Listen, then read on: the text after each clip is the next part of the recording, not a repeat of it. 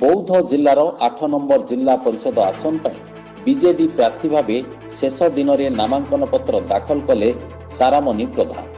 सबु कल्पना जल्पनार अंत घटिला। नामांकन पत्र दाखलर शेष दिन में बीजेडी प्रार्थी भाव बौद्ध जिलार 8 नंबर जिला परिषद जोन जिला परिषद आसन पर नामांकन पत्र दाखल कले लुणीभाल ग्राम पंचायत वरिष्ठ बीजेडी नेता सुशांत प्रधान धर्मपत्नी सारामणि प्रधान।